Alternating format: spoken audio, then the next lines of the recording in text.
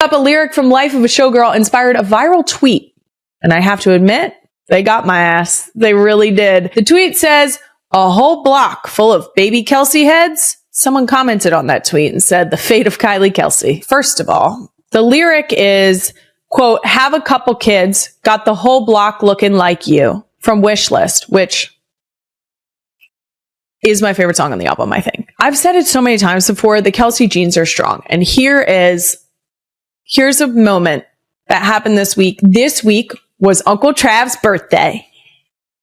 And in true celebration, there were a number of photos posted on a carousel on Instagram, I believe by the Chiefs and New High, that were, oh yeah, I did. Brad, bleep it! The other podcast and the Chiefs collabed on a carousel of photos for Uncle Trav's birthday that included a photo of my husband and Travis. And I will tell you what, I think I've given up on the Ellie fight. It was so obvious. It's Ellie's eyes. It's her eyes. And the worst part is it was in that photo where I was like, oh shit, is that Benny's face too? Which, to be fair, I have not thought for 1 second that Benny resembled me at all. So that was fine. It was Ellie that broke me. So the genes are strong, guys. I don't know what to tell you. I've been saying this from the beginning. We saw Wyatt come out. It's like we cloned Jason in girl form. We don't have a fighting chance. Okay. But luckily they make very cute children. Can confirm. Very cute children, those Kelces. Because that baby picture was that little kid picture of Jason and Travis was so cute. We do have half the block already covered, especially when they scatter, which is a thing they've been doing recently. They think it's funny. Speaking of the girls, we have listened to Life of a Showgirl. There are some bops on there. I think everybody knows. One of the songs that Ellie and I have been bopping to on the way to school is Opalite. Great song. The lyric, my brother used to call it eating out of the trash. Outstanding. My favorites on the album are definitely Wishlist, Opalite, and who are we kidding? Wood. Here's the deal. Do I need that much detail specifically about my brother-in-law? Probably not, but also, good job, Trav! That's it! Guys, yes. 1,000% yes. That's women supporting women. Proud of you. Okay, moving on. Let's get right into a chunky doom scroll of the week. Pun intended. You'll see what I mean. First up on doom scroll of the week, we no longer have to wait. Do I sense a Kelce family reunion in the works? Reunion? We really don't have a big family. No, it might be nice to meet some of the Kelce relatives that we don't know. I see it in our future for sure. It's time for WhatsApp. Download WhatsApp now. Once we get some kids that all look the same on the block. There you go. Freaking family reunion going. There we go. I'll add it to my wish list. Thank you, Troy. Taylor Swift is set to make her highly anticipated debut on Kylie Kelce's Not Going to Lie podcast, an intimate, unfiltered conversation between America's most adored sisters-in-law that fans have been begging for. Together, the pop icon and Kylie dive deep into the life after Travis, opening up about Taylor's latest album, her fairy tale engagement, and her dreamy wedding plans with NFL superstar Travis Kelce. But just as the heartwarming chat began, chaos turned adorable when Kylie's daughters, Wyatt, Elliot, and Benneth, burst in with giggles and sweet shouts of, "We missed you, Mommy!" followed by Finley chiming in with, "I'm Trav's 87! Let's go!" Taylor laughed, glowing with affection as Kylie joked about wearing 7 layers of confidence and 0 ability to be quiet. Smiling, Taylor replied, "Hi, Kylie, I'm Taylor. And I'm not going to lie, I love that opener." With a grin that could melt the internet, she added, "It's so nice to be here without 50,000 fans screaming. This feels cozy.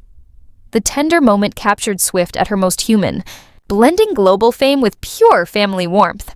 Kylie Kelce's podcast turned into the internet's sweetest chaos when her adorable nieces stormed the mic to greet Aunt Taylor. Wyatt, Elliot, and Bennett leaned into the camera, their tiny voices echoing through the studio with shouts of, "Hi, Auntie! Hi, Taylor! Hi, Uncle Trav!" Each more excited than the last. Wyatt proudly took command of the microphone, her voice bursting with joy as she declared, "We miss you, Mommy!" Finley, too, prompting Kylie to pause the recording amid laughter and shrieks. Taylor, glowing with affection, giggled and replied, "I miss you all more, especially those very loud drum solos, Wyatt." Elliot, waving both hands like a mini rock star, squealed, "Hi, Taylor! Did you bring snacks?" While Kylie playfully whispered, "We accept snacks by carrier pigeon or courier, whichever's faster." Then came the moment that melted every heart. Bennett, bouncing on Kylie's knee, begged, "Aunt Tay, sing the kitty song," and with one soft laugh and a sparkle in her eyes, Taylor turned family chaos into pure viral gold. Taylor laughed playfully, "Only if you promise not to teach it to Uncle Trav as a touchdown dance." Wyatt, suddenly serious and leaning into the mic, whispered, "Tell Mommy to come home soon." Taylor's voice softened, her smile tender. "I will, baby. Big hugs tonight, virtually and for real, I promise." Kylie turned to the camera in her best mock announcer voice, declaring, "Breaking news, niece takeover on Not Going to Lie." Taylor giggled. "Officially the best kind of takeover." Wyatt chimed in again, eyes wide with curiosity. "Uncle Trav, do you have cookies?" From off mic, Travis sheepishly admitted, "Only if you promise not to tell Taylor I ate 3. Taylor's heart melted instantly. "All right, girls," she said sweetly. "Tell Aunt Kylie your favorite thing about today." Elliot twirled in her dress-up outfit. Bennett bounced like a spring, and Wyatt hugged Aunt Taylor's phone tight. Kylie, pretending to be stern through laughter, raised her hands in mock court. Tiny jurors, verdict on Aunt Taylor. The girls squealed in unison. "Guilty." Kylie grinned. "Guilty of stealing our hearts?" "Case closed." Wyatt squinted, her tiny face full of mock seriousness. "Nope. Case closed." Taylor waved at the camera, puckering her lips into a playful kiss. "I love you, little troublemakers. Save me a bedtime story, and maybe one extra cookie." Wyatt, ever the planner, replied proudly, "We'll save 2. One for Auntie, one for Finley." Kylie leaned closer to the mic, grinning. "You just earned yourself honorary PTO, unlimited tickle time, and story duty." Taylor laughed softly. "I accept.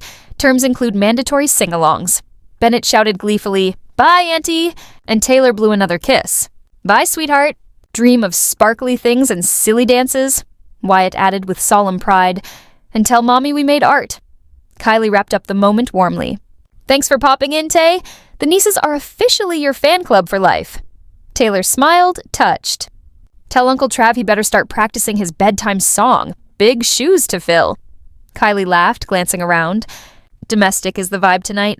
We should have had you bring a guitar and a casserole, but instead we'll gossip and dive into your TS12 album plans." Kylie grinned. "You know, I pre-ordered as soon as the link dropped. How does it feel to finally have it out in the world?" Taylor smiled, her tone soft and reflective. "It's always a little surreal.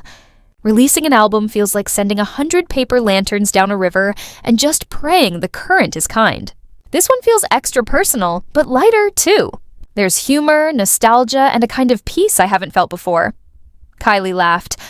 "Well, I've already made a massive playlist called Taylor Mornings. You're welcome, world.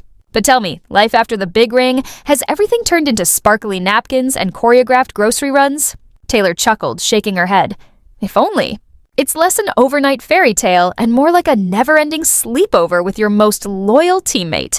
You know when you've had a wild schedule and suddenly get a weekend that actually feels like rest? That's what it's like, just multiplied by 1,000. There's this deep calm now, this feeling that no matter how busy we are, we're playing for the same team. Team Kelce Swift." Kylie smirked. "That's merch. Speaking of team vibes, does Travis still insist on proofreading your liner notes, or is he more of a hands-off, I'll just sip coffee kind of fiancé?" Taylor laughed. "He's more of a, can I try one lyric kind of fiancé. He'll hear a chorus and go, that's a song I'd yell if I scored a touchdown, which honestly is the highest compliment he can give. And yes, sourdough, always. He shows up to every recording session like a super enthusiastic catering manager, snacks in hand. Kylie chuckled. Sounds like a keeper. Now, wedding talk, love weddings, follow brides on Instagram like a detective? Are we thinking small and magical, big and theatrical, or backyard band with a bounce house? Taylor gasped playfully. Kylie Kelce, do not invite inflatable attractions under my floral arch. But honestly, we're leaning towards something intimate, intentionally joyful, and full of love, family-focused, music-infused, and maybe featuring an absurdly long playlist of songs guaranteed to make my dad tear up, a cherished, unofficial sport in our family. Kylie teased, Dad Cry playlist suggestions are welcome. Jason will surely pitch 3 songs about sausage, and Mahomes will handle the halftime spectacle. Taylor laughed. I can already hear Jason's grill anthem echoing through the reception. But honestly, I want the people who shaped us, who understand every inside joke, to be present. Full disclosure, I'm obsessed with handwritten vows. There's something profoundly human about slow, deliberate writing in a world dominated by autoplay. Absolutely. Paired with slow handwriting and gluten-free cupcakes adorning the tables. I adore it. Now, Marie Kondo level, which part of wedding planning is igniting pure joy, and which part sparks irritation so intense you almost draft an all-caps email? Taylor, the pure joy of florals, hand-picked songs, and curating a playlist that spares anyone over 40 embarrassment, balanced against the irritation of a million tiny decisions that somehow feel like they could alter the course of human history. Napkin color, Kylie. Napkin color can bring grown adults to their knees. It is a sacred hill, one I will defend with my very life. And yes, have you taught Travis the stage slow dance move yet? There's a certain angle that perfectly sells the "we are slowly floating" moment. He's working on it, though he keeps turning it into a touchdown celebration, which I secretly adore for his enthusiasm.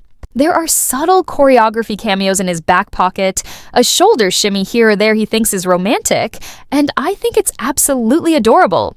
And as a mom and snack connoisseur, any new favorite tour food you've been sneaking to Travis?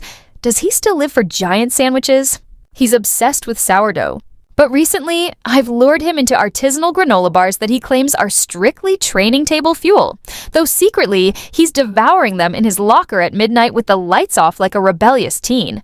Kylie, ever the clerk of midnight granola, approves. This is perfect. Speaking of teamwork, how do you balance 2 blazing public careers?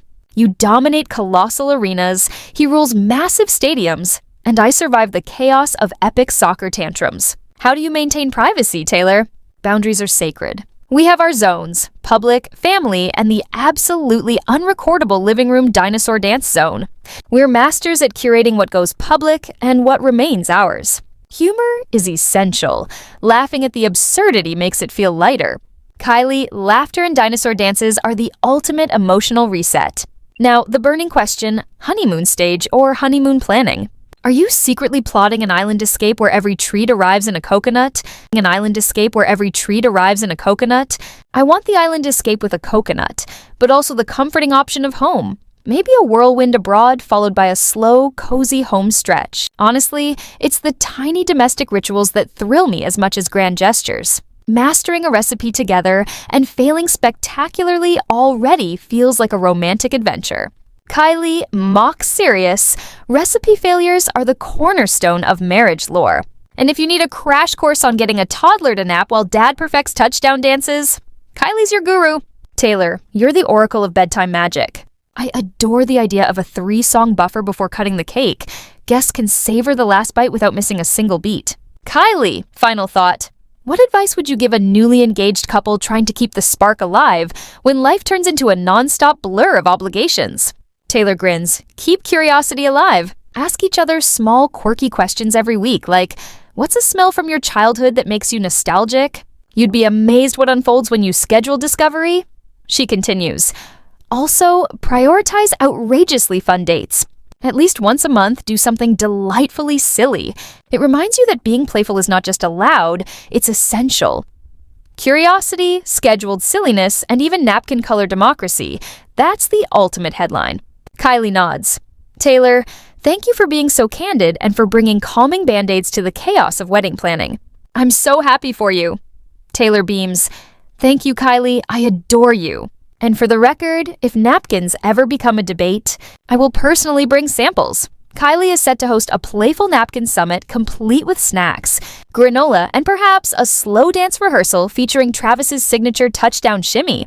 Earlier, Jason Kelce shared his top picks from Taylor Swift's latest album, The Life of a Showgirl, but which track captured his wife Kylie Kelce's attention the most? On the Wednesday, October 8th episode of their New Heights podcast, Jason, 37, and his brother Travis Kelce lavished praise on Swift's newest record, delivering a detailed track-by-track review. "She's done it again!" Travis, 36, exclaimed, gushing over his fiancée and noting how fun it's been to watch fans react to the album, which officially dropped Friday, October 3rd. Jason added that this was the first time in a while he'd listened to an album from start to finish, highlighting Opalite as one of his favorites and teasing that it gave him major A Christmas Carol vibes. Jason also expressed his admiration for eldest daughter before revealing Kylie's personal pick from the album. "She's the one who kind of told me to go back and listen to that one," Jason explained, adding that he enjoys reading the lyrics while listening because it helps him connect with the song's emotional depth. He praised the sentiment behind the track as fantastic, highlighting Swift's 35-year-old knack for blending clever songwriting with authentic depictions of real relationships. Quoting the chorus, Jason recited, "I just want you to have a couple kids. Got the whole block looking like you," noting how the lyrics, "We tell the world to leave us THF *** alone," sparked daydreams of a perfect driveway with a basketball hoop, perfectly capturing Swift's ability to blend nostalgia, romance, and relatable life moments. Jason shared on the podcast that Kylie, with whom he shares 4 daughters, deeply connected with the lyrics, emphasizing that she's never been materialistic. Swift revealed her 12th album during her New Heights podcast debut in August, with Travis praising all 12 tracks as absolute bangers. "I'm so proud of it. It just comes from the most infectiously joyful, wild, dramatic place I was in my life," Swift shared, highlighting how that effervescence radiates through the album. On a later New Heights episode, Travis admitted that Opalite was his favorite track, showering his soon-to-be wife with admiration while gracefully avoiding taking any credit. "I'm just the lucky man who gets to support Taylor while she drops one of the coolest albums I've ever listened to," he told Jason, brimming with excitement for her success. Travis couldn't hide his pride for Taylor, admitting, "I'm happy for her. Everything seems to have gone perfectly. All this planning, and you see it from start to finish. I'm just happy as hell for her, because she's thrilled with it. She's proud of this." While he shuns the spotlight, there's no denying Travis left an indelible mark on the album, especially on the provocative track Wood, which nods to his iconic redwood tree. "It's a phenomenal song," he teased on Wednesday, playing coy when Jason asked which part of his body inspired the lyrics. "I think you're not understanding the song." "No way." Travis remains humble, even as several of Taylor Swift's fiery new tracks are clearly inspired by him. "You are the main creative muse for this entire project," Jason Kelce reminded his brother during the October 8th episode of their New Heights podcast, solidifying Travis's role as both inspiration and supportive partner behind one of the year's hottest albums. Travis, 36, shifted slightly, brushing off the spotlight before turning the admiration back to his fiancée and her sensational new release, The Life of a Showgirl. "I'm just the lucky man who gets to be the support system for Taylor while she drops one of the coolest albums I've ever heard that the world's going to see," he said earnestly. The Kansas City Chiefs star added, "I'm thrilled for her. I'm happy for her. Everything seems to have gone perfectly with all this planning." He continued, "You witness it from start to finish. She began this project mid-tour in Europe, orchestrating every detail, connecting the dots from strategic planning to the album's final vision, then listening to the music and watching it all magically come together." Travis reflected fondly on the moment Swift, 35, decided the record was officially complete, a culmination of creativity, strategy, and passion. From that moment forward, it was clear that Taylor and her label were relentlessly pushing to make The Life of a Showgirl one of the most monumental releases in music history. Travis added, "I'm just ecstatic for it because she's thrilled with it. She's proud of this project, and of course, I'm proud of her for navigating every challenge to fully realize her dreams." Swift unveiled the album on Friday, October 3rd, and as always, devoted fans immediately dove into decoding the lyrics across all 12 tracks, uncovering multiple songs inspired by Travis. One standout would had listeners clutching their pearls, as Jason humorously noted on Wednesday, joking about Travis's so-called magic wand. The lyrics are unapologetically bold, with Swift singing in the chorus about a redwood tree and declaring, "His love was the key that opened my thighs." The pop icon had previously addressed the meaning behind the provocative track during her Monday, October 6th appearance on The Tonight Show starring Jimmy Fallon. "I brought this into the studio knowing I wanted a throwback. Timeless-sounding track," Swift revealed. "The idea started with I Ain't Got a Knock on Wood. All these playful superstitions. It began innocently enough." She laughed, adding, "I don't even know what happened, honestly. We started vibing in the studio, and somehow it evolved into this track I absolutely adore." Swift has talked about the song at nearly every stop on her Life of a Showgirl press tour, but only one interview delved into her mom Andrea's reaction, giving fans an intimate glimpse of the family's response to the provocative yet heartfelt hit. "I think she believes the song is all about superstitions," Swift quipped during SiriusXM's The Morning Mashup on Monday, a notion that couldn't be further from the truth.